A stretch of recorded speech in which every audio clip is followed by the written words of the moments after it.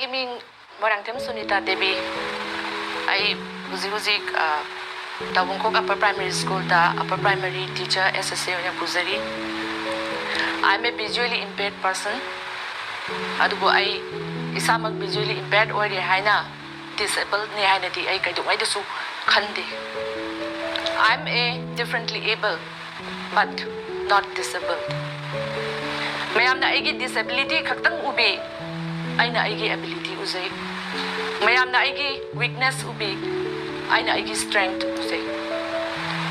Kasi kaya talkie platform sa da ay na aigi punsigi wari matik amatang viewers mayam gi mamangda lizari. I say imay pa na itanda po eh. Ado ay na hekangakpada ay si laina manana na lairame. Laina to di retinitis pigmentosa na. Retinitis pigmentosa ay laina se dim light to udaba. Imong hexang gadi kain to udaba mangal power gadi kara uba. Ado ay se class 10 na bukti lari kara ti pa bu rame do makata budai se print pa bu udre hojikti ai gi uba gi sang se 90% ti udre 10% kumbadi light perception mangal kumbadi kara pauri yeng ba ya ba yeng mafam puting de chatle adubu improvement lekide masani na fahaning manina aibu private school English school amada admission tawide school adu de hek sang ki ba matamda ai se jail sang ki ba chap manaki. I was very isolated, very lonely. Asuma ina sumni lakpasina. Aina class 7 jorok matamda. I said stage mataktaga karaga mayam naga waga ngangba ishaiga sakpa yang pamzaba. Adu aidi inferiority complex amada legrab nina adu haizaba ngamzadeba.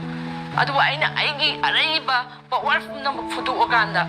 Aina class captain sida ai bu chance matang di PBU stage ka bagi hai.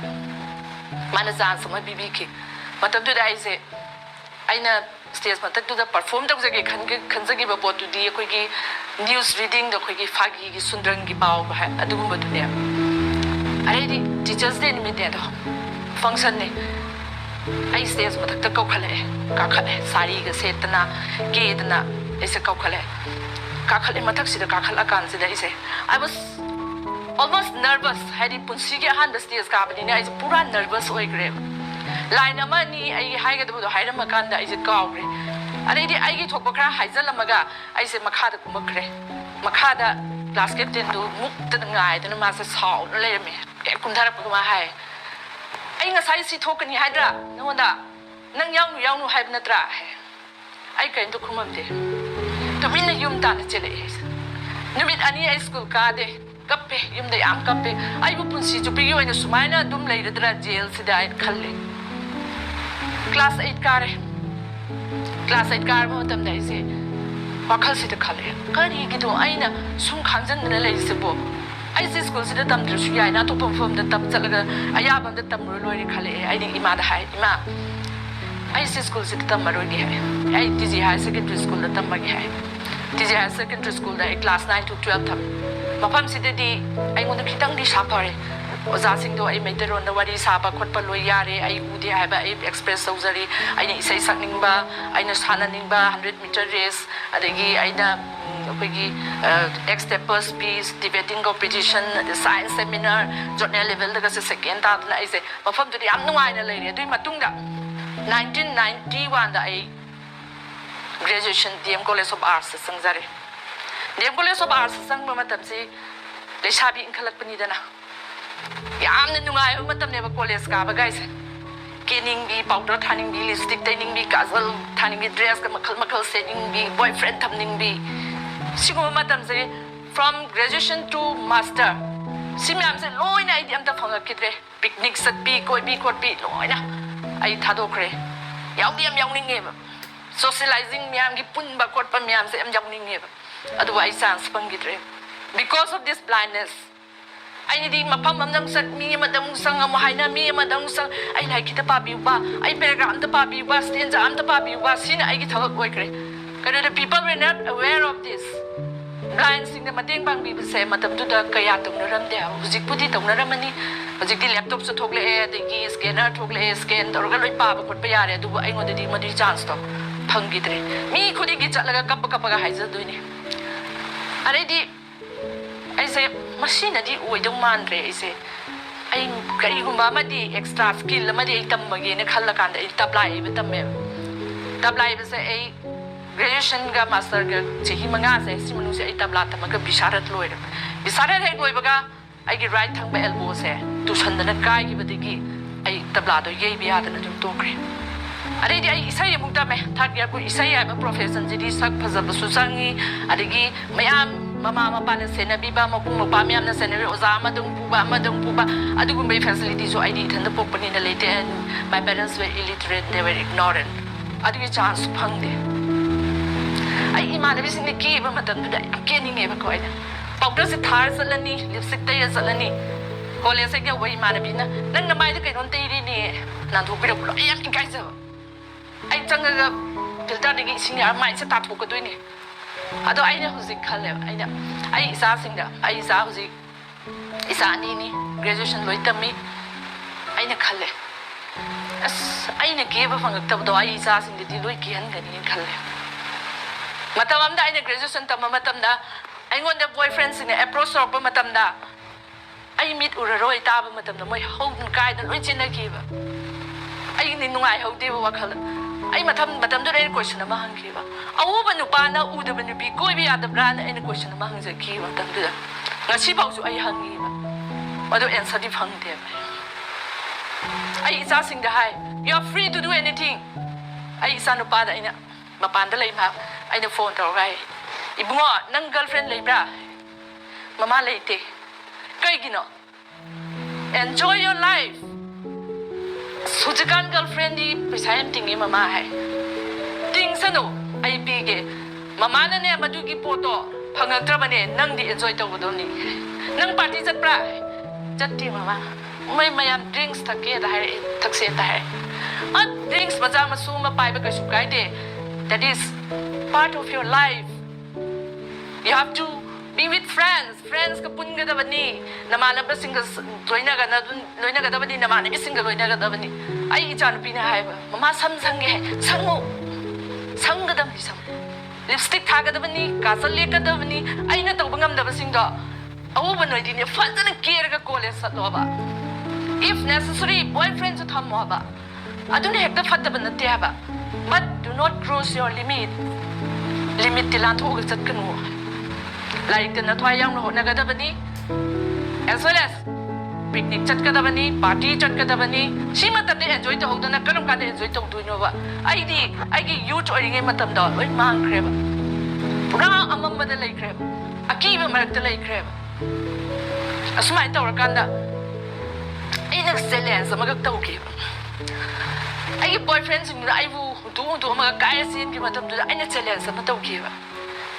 Kari kinu win the scene case and team at that. Meet Hazel hang doing it. Or Angang ship at the Bira Lakani. Kramana. Angang ship at the Bira Lakani, Hyper Dargadi. I saw him Isapo Kanda, but the same as my Mangdam Tundi would have said. I get challenge never. I get challenge store. English city my pa in a concern have a Kanoda. I examine graduation Lloyd or ever. By the way, Masi Matunda, I say. 1997 da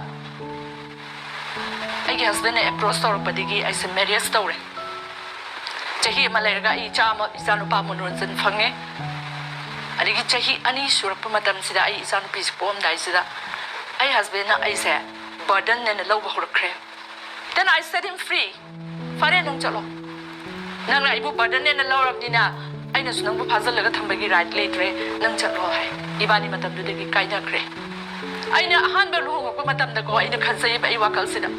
I husband like go. I get a room of the Marcel, or in the Tantaranico. I can see the give water Rico.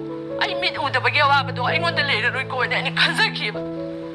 After 3 years, Magna Ibu took me the member. I was always sorry, I was almost shocked. THAMOI is a guy keeper. Can he talk to you without any job? Master di lawyer ga su thaba amta su phangde department amada thaba ama sangru su meet udabani ni ade isa ani sina tummaga isi sina tummaga leiba matam da ko aina ahing sa makhoi bin na la kana mama na nabani si kamai na same do no khan bada ahing kaya tumgi de Sorry. I didn't know my Ikango than Isai program, because sadly I said, Isai program is that Pasida. Was that day being go blind school, the instrument instructor, or Bozam thing. SUNITA, a quickie organization, a Malay blind gay. She did not own him. I did that blind organization, Student Welfare Association for the Blind, the elder. I tell you. Upon this, I did membership enrolled Tore at the Matunda. Zanet body meeting talk at the executive member in the country. Kala Matung Sida meeting a Makako. Meeting is at Pasida, Angang meant Sarang later maybe. Sports that we need, sports that we need, and Sarang later maybe. Moise wood blinds, who come into sports, because Hannah was that line, I was a big secretary, sports secretary, or Saipum Sasa was a blind sports high school, come into Uzano. Oh, we get a here among Kalakalaga, National Sports Meet for the Blind, and not National Give Blind Sports Meet to we. I do that never trial to win. I sure we have a try. Yani and Yauro. I say Yaure. Delhi desale. Practice already Delhi desale. I go and if hung in silver for me. So my daughter Chahim among Kalakalaga 2010 Bo is at Pasida. I 14 goals and 1 silver for me. Ako magi Punjab the Satpa matam sida. Ako yung stadium sida ita closing ceremony sida mo yung kano sa chief minister sala chief minister sala national record break to missing di lupa lak amamang bigani ka lau tu iba. Smay ang haraw na nagataw. Anong yung media miyam se sangaga ko print media digi electronics media miyam se sangag medam ay di goal kung pang badina as nang kamay ko ne nung madapong kaya sanay. Small sports and have said Yamna interest happy by that. As Medangi father Maminga go we, they come into we call as Nangi Ampari call Nangi Nasaki more something piece of future or even something that Nangi more something PB you guys. I said come back come Hindi crying English come back come Hurry. Adubu Adigila Aga Eigi Sanalebak Manipur Sida Tungavatan the day to meet go by them. Kanago Mamtana Opidi Tamaga later Kanda. Ako association na me kaya invite orga president na digi guest of honor digi ito kara kaurkanda mo ise haman laga adi hindi ka naga adugma kara tawar no electronics media no print media kanamda na ko ni sanari do kambidre ay 2010 na I retired to the I took sare ari dinga saigi ay na Delhi is a room at them to that. I want to have Kanabam Pangam. Delhi is a commander with teachers training, secondary teachers training for visually impaired. Training to our later me was asking it training. I must see out the Bayade at 2003 said I training the was Sunday. Aduga, Mapam did that reflexology and massage therapy na ku kurang na bakotpa masai ijen mangam da badu bagi treatment to na bagi training mo superior le ay madusu yaure ni ba. I know that's the kind of Panzani. I know Delhi that Jahi any labor say, I white gains at Pyrakan there. I love me so great at Pangami, Bus the Tung Pangami, I Atopa Mapamam the Sat Pangami, Halapangami, I learn Bagameva. Adubu, I is Sanalebak Manipur say, she did dinner, I know say Pyrakan and white gain Pyraga Bazaar, Satomatam the go, Gadi the things and video maybe wonder. I don't want to hold them, let me do draw, Haram. Let me see that the labor Matam the go. Let me see that the labor what the Migilam the D. Nang Kadai said to you, Latu Peter Muda have. A question they can also be them. Jay Bayraga Tolkani, Sagon Mati, Obama Langani, Jabuk near Twine. Kota Itegatun Satoini. Canada Sumang Zali did a more ballet and the Tito Pide Canaso. Gari Horons didn't call Galakatuni. Marketing Hanala Zagrasano Kandeva, Adubu and Calico, Madame Madilakini, a Koibu Kustamira Galato people, Madame. I meet her lying, but Sinadi, I is a same whatever Monday, if I was to Sonzalai, Moidum depend or Galabia, Sunatabanina. I carry it over the Kanmadaise, Manipuri, Monorosai, Sankritans, I dumb meva. Jahi and you tame. I junior fellowship Jahi and Ifangse. Masayum Kai Dorageda. Me Shumang says, Lu Magi say Manao Bay says, Sidum Kai Dorageda go. Na Maswebane is I Sugi afaba karma takhalak padana sun padu pam dia da kan bingang na re ko ikai zare ise ai na khazaru badu masu ai fail ore madagi isai tame isai du su ya re dana adi social welfare department da ko gi post amaga kauri special educator gi madu sange ai khalle contract basis ni tham dal police ngum na kai do doino madi ai adu da matam khara le kan sida ai wakhal sida kanum lai sinadi ai se oigadaba mandre ai atoba job amadi ai try to bane na khalle he khalu mi kup to go training chatoini pekha tha doini kana like pa bi doino se ta khanba kana pa bi doino like se ta khanba are di ai se like pa ba si kana noi je thi baure ai ngonda laing balak pa nupi makha ima makha ki masa nu pa ka mai ma bon pi ga sin ti gi thile e ma thilak pa matam sida tamo siga ina masina hai SUNITA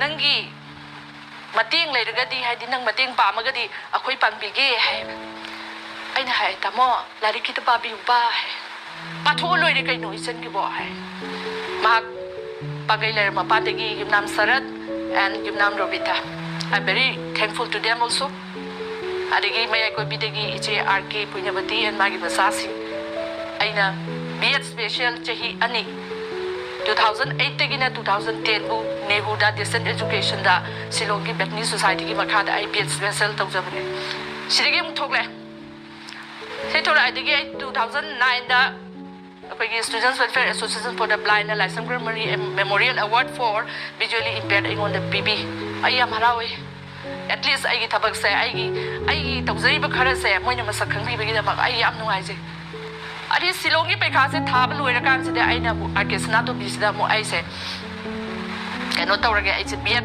general BEd se tawbiya na sange ko sang se moi kai ha ke da nang tambu bi tammo da heng pekha tha ya da gadi akoi khamti hai ai tam da ti tam jagi pekha tha bai ai ngang na jagi ha ga ai tamme ai pass saure 2012 da SSC ge upper primary teacher kaure ai sange hujik so ai mafam sida tabung ko upper primary school da ai upper primary teacher SSC ne tabak tawsari masida aina yamna du sina ai gi career ai gi financial gi keno oi zakra su aina yam du ingba manako blind nupada sighted nubina leibedi manin ma hanai di pasane assist to be blind nupida sighted nupaga hek mayum pana ko na leiragadi problem heta thoi se kari gi no have se ai hanging nupa sing sida mo gi sacrificial spirit se wat pa zala natraga kamai to no se ai ngasi bo masigi question sigi answer se ai khumbangam dana ai sai thanda hangjadana leiri madagi punsi se yang wali hingada ba yang wali isu ai gisu dreams me ama maleri uze ai gi dreams today yum da burden ne na khanbira ba nupi me am leiri ba makhung yaw da ba makhut yaw da ba mamit u da ba mana pang ba makok soi ba nupi me am leiri ba nupa sing dum khara phai ba nupi sing sigane khomsal laga ai sa lemin na ninge amatai khara lapa jaga achikpa jaga amadane khong yaw da baduna ne khong yaw baduna mateng pangbiba khut yaw da baduna mateng pangbiba mana pang baduna mami u da bado hek sin na biba akhoi myam se punsal laga ne nuai na sa na thak na ku na lang na akhoi se akhoi gi obi samsara ma da leining ne se ai gi future gi dream ne ba adu ai gi dream se fulfill taw gadra taw rodra ha badi ai khangde ishona tambiba ma di leirongani adu ai na di asa taw jagi